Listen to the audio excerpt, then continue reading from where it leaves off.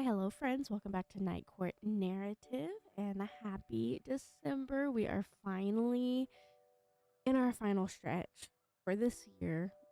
2025 is almost to an end, and I'm pretty sure I'm with most people when I say this year was not the year. It was not. But you know what? We are very grateful to be here, and we're going to end this year in the best possible way. So, starting off, we are discussing The Striker by Anna Huang. Now, if you have no idea, or if you are new here, or anything of that nature, you might not know that Anna is one of my go-to authors. I literally love her so much. There has only, I believe, been two books as a whole that I didn't quite like, but only one that I didn't quite fuck with. Everything after that, like every one of her books is easily a 4.5, 5-star rating for me.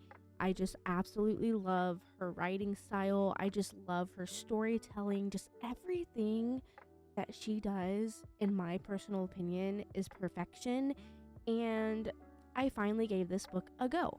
Now, I know if you guys have been here for a while, or you might not know this series, Anna is really well known for her King series. So we have like the King of Wrath, King of Pride, King of Sloth, King of Greed, King of Envy, all of those.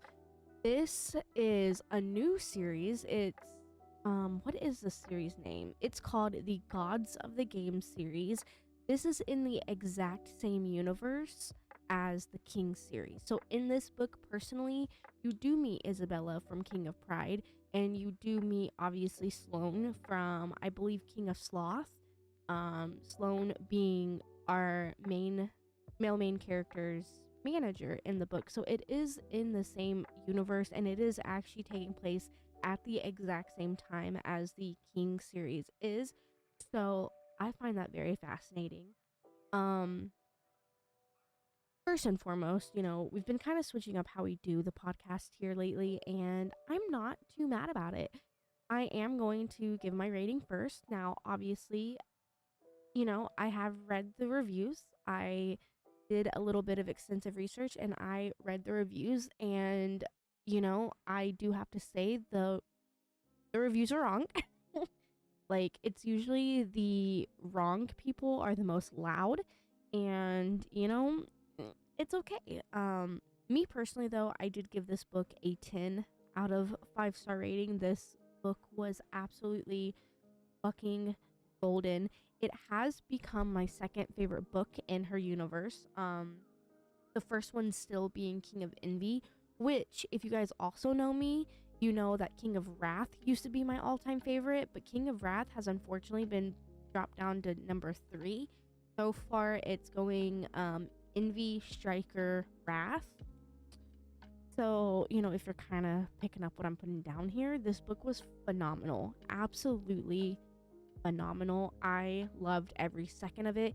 Unfortunately, it did take me about 3 days to read, and you guys know I'm usually a finish a book within 24 hours type girl. But, life has been busy. I was sick for about a week. I was going through it, but this video might be pretty small and pretty short. You guys know that if I really, really, really love a book, I don't really tell you too much about it because I want you guys to experience it for yourself, and I want you guys to form your own opinions about it. So this might be a very short video, but let's go. Okay, so I'm already so pumped. We have The Striker. This follows Asher Donovan. He is our male main character. He is this I guess like a Premier League football player. This is taking place overseas, so for the Americans, he is a soccer player. Really fucking good at what he does. Apparently, he is working towards the World Cup, I believe. I believe he didn't have one. I believe the female main character's brother had one. But yeah, no, he's very reckless. He loves to go out and he loves to race cars. He gets in trouble doing that quite often. He's kind of pretentious, not necessarily in the worst way, but he starts off pretty pretentious. He's kind of like all about himself and all of that good stuff. But we do end up meeting Scarlett DuBois. She is the female main character. She is actually Asher's rival's sister, if you can believe that. So Asher has a rival on the team, which is the team captain, Vincent. They do not get along at all. And I mean, like, to the point where they are fist fighting one another constantly. It is trash. And, they verbally attack one another, they physically attack one another. And it's just this really whole ordeal. And it gets so bad to the point where, in one of the games for like the end of the season, I guess, for like the championship, Asher is wide open and Vincent's like, you know what, fuck you, I'm not sending it to you, and they end up losing. And the coach is, red in the face, completely fed the fuck up with these men, and basically sends him off to go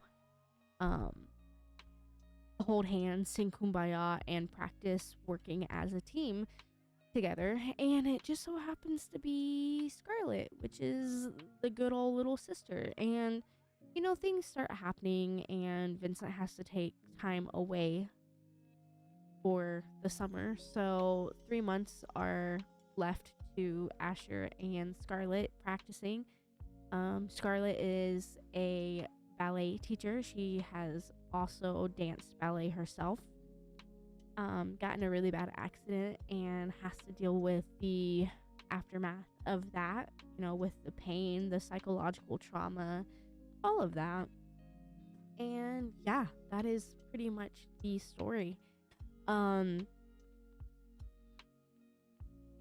First and, foremost, the writing style, as always, is immaculate. Absolutely stunning. It is a gorgeous, gorgeous writing. Anna does a really good thing where if you've never read any of her books, she always has a minimum of like 6 to 8 characters. It's just how it is, because she opens up a world.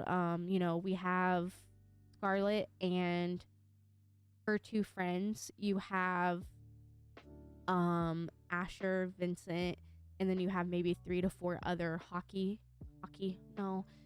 soccer players. You have the student, you have the coach, you have side characters that come up like in bars or whatever. You have the enemy soccer team. You have, like, do you see what I mean? Like, you have so many characters, and she writes in such a wonderful way where it doesn't matter if there's 2 characters, 10 characters, 20 characters. Every individual character has their own unique personality, mannerisms, little oomph about them, and it really sets them apart from one another. And I absolutely love that. There's never a point in any of her books, in my personal opinion, where you have 2 people talking and you can't tell who is who. And I love that. So, the character design, the character development, just the character complexity, everything had an amazing amount of substance behind it. And I truly loved that. And if you know anything about her books, she does like to dip her toes into some spice. Some books are spicier than others. This one, surprisingly, in my opinion, was like 90% plot and like 10% spice. And don't get me wrong, the spice was spicing. It was good. It wasn't the worst. I have a tendency of, if like the spice kind of gets boring, I just skip it. I don't listen to it. I didn't have to skip any of it. But then if I'm also thinking about it, I think there were only 2, maybe 2.5 chapters that had spice. So there wasn't really a lot to go off of in that case, but this book was very plot driven, and I I loved it so much. I also think too, even though I was incredibly stupid busy and I genuinely could not pick the book up, um I also, part of me like thinks that I didn't pick the book up like when I could have. Like, for example, I could have easily picked it up an hour earlier than what I did one day, but I just loved the book so much. I kind of didn't want it to end, so I was prolonging it, if that makes sense. Um God, I fucking love this book. I love this series. I love this author. She's just amazing. Um the plot was definitely plotting. In my opinion, too. I know one of her books, I think it was King of Pride. King of Pride had a lot of pacing issues, and I had an issue with it. Not necessarily with just the pacing issues, but I believe his name was Kai. I think that was Kai. God, I've read so many of her books. Um, he was just very bland. He had no sense of any type of personality, but that was the way his character was supposed to be written. And he was just kind of like and like bland to me, so I didn't really fuck with like the tempo and like the writing in that book necessarily. Not writing as in like the writing style, but just how lackluster that one was. But that shows the difference between that book and this book. I feel like this book was so well kept from beginning to end, like from the first sentence all the way to the very last sentence. It had me personally hooked, and I didn't find any real pacing issues. I don't think any part particularly slowed down a little bit or became less than any other part in the book. I do think that this book was a very well-rounded story, and I actually really enjoyed it. I did see a lot of I almost said interviews. I did see a lot of reviews where they were saying that there was absolutely no chemistry. I wholeheartedly disagree. I felt the chemistry as soon as the two main characters met, and I will stand by that. I do not care. I think I think you have to know people like these, or not necessarily know people like this, but like you have to know that like Scarlett has trauma. Scarlett went through a shit ton, and she's been, besides her best friend, she's been very isolated for the past few years. Went through a traumatic breakup, went through XYZ. So, and then also knowing that this is her brother's arch nemesis, like like she's very standoffish, but I don't think, in my personal opinion, I don't think it was standoffish to the point where it ruined the book. I actually wholeheartedly think the chemistry was there as soon as their eyes met. It was quite literally love at first sight, and I will stand by that. But that is literally all I have. This book was pure perfection. I do want to just talk about this book for the next like 3 to 4 hours, but I really need you guys to go buy this book. Book 2 literally just came out early September. So, no, late September, early October. It came out a month or two ago, so it is quite fresh. And I do think there is a third book in production right now. So definitely you're catching the series sort of at the beginning. So I encourage you to go pick this book up, go give it a read. Let me know what you think about it. If you absolutely fucking hated it, let me know. Let's discuss it. But if you love it, let me know as well, because I love Anna, and I love her books, and I really love this whole entire universe, and this is definitely a book series that will forever be one of my all-time favorites, and I cannot wait for the next King book to come out next year as well.